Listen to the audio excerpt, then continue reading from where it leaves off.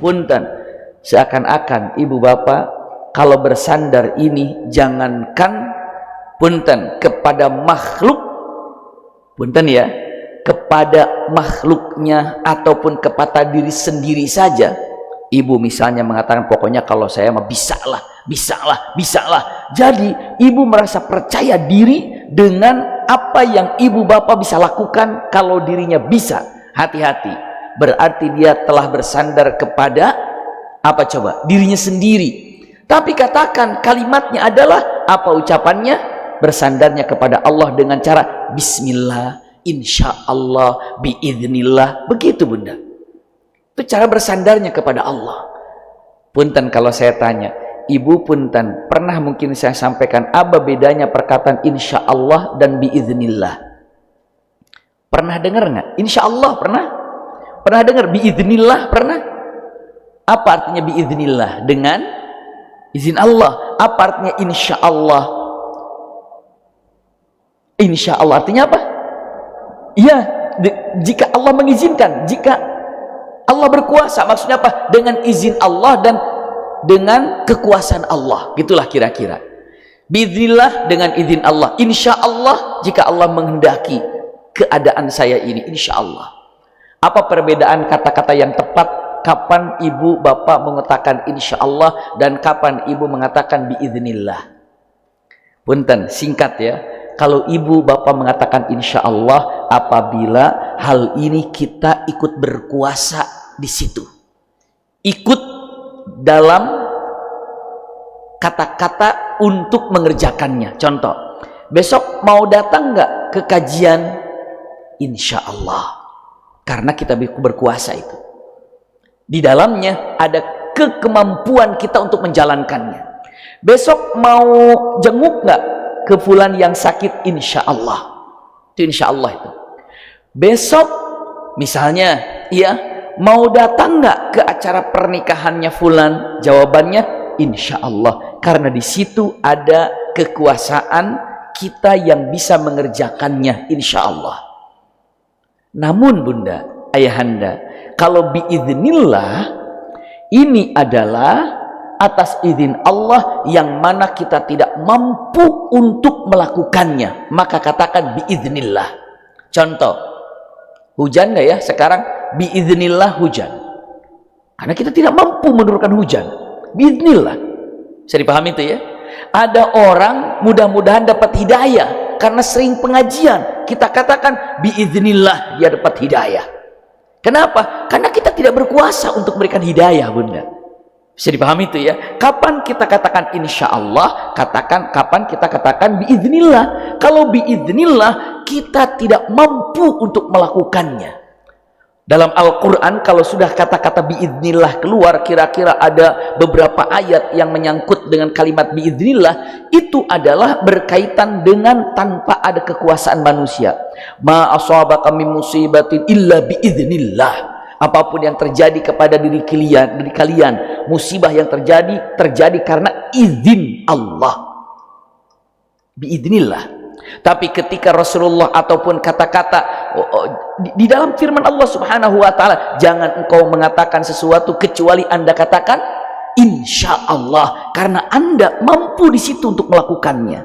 Bisa dipahami itu ya.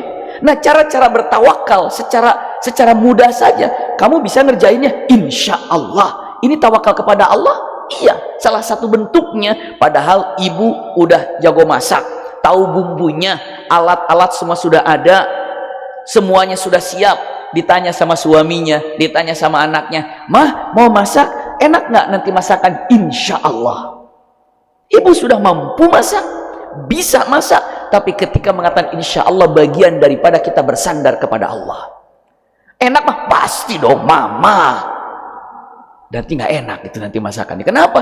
Dia nggak bersandar kepada Allah bunda. Punten. Jadi jangan pernah bersandar kepada kemampuan sendiri pun tidak boleh. Jadi sandarkan kepada siapa? Allah. Kekeliruan terkadang kita merasa tenang bersandar terhadap diri sendiri. Contoh, punten, sebelum kita lihat kaitannya apa dan apa, karena ada pasangannya tawakal ini. Ibu, bapak pernah tahu kisah tentang bagaimana ketika ibunya Nabi Musa melahirkan Nabi Musa? Iya kan? Setelah itu apa? Allah perintahkan kepada ibunya Nabi Musa, ulquhu fil yammi. Artinya mengatakan, wahai ibu Musa, ya Ummu Musa, wahai ibu Musa, buatlah yang namanya apa? Tabut. Buatlah yang namanya, kalau dibilang itu keranjang. Iya, buatlah keranjang. Dalam keranjang itu nanti simpan Nabi Musa, lalu simpan di Sungai Nil. Untuk apa? Dialirkan. Nah, punten, kira-kira menurut ibu dan bapak, ibunya Nabi Musa membuat keranjang yang akan disimpan di atasnya Nabi Musa, kira-kira keranjangnya asal-asalan apa enggak? Asal-asalan apa enggak? Tidak, Pak. Tidak, Bu. Berarti keranjang yang dibuat keranjang asal-asalan atau tidak? Jawabannya tidak. Berarti keranjangnya paling tidak menjaga keamanannya agar air tidak rembes, atau agar keranjang seimbang, tidak terbalik. Ibunya Nabi Musa membuat keranjang, menyiapkan keranjang, sebaik-baik keranjang, sebagus-bagus keranjang, agar tidak rembes, agar seimbang. Itulah yang dilakukan oleh ibunya Nabi Musa. Disimpanlah Nabi Musa di keranjang itu, lalu dilepaskanlah. Yang ingin saya tanyakan, begitu Nabi Musa di keranjang itu dan berada di Sungai Nil, apakah ibunya Nabi Musa dalam hatinya mengatakan, tenang, keranjangnya juga saya yang buat, bagus, gak bakalan terbalik, gak bakalan kemasukan air, gak bakalan tenggelam, tenang, saya yang membuat keranjangnya juga? Begitukah Nabi Musa? Apa tenangnya, Mat? Tenang, ada Allah. Tenangnya kemana? Pada Allah. Tenang, tawakalnya kepada Allah, tenang pada Allah. Kenapa? Karena bertawakal kepada Allah Subhanahu wa ta'ala, tidak bersandar kepada hasil apa yang dibuat oleh ibunya Nabi Musa. Apa? Keranjang itu. Walaupun keranjangnya bagus, walaupun keranjangnya baik, walaupun keranjangnya diatur untuk tidak rembes airnya, walaupun keranjangnya bagaimana agar tidak terbalik, tapi begitu mengalir, ibunya Nabi Musa tidak tenang hati saya karena keranjangnya bagus, tenang hati saya karena keranjangnya nggak bakalan kemasukan air. Tapi ibunya Nabi Musa tenang karena ada Allah, sandarkan kepada Allah, Bunda.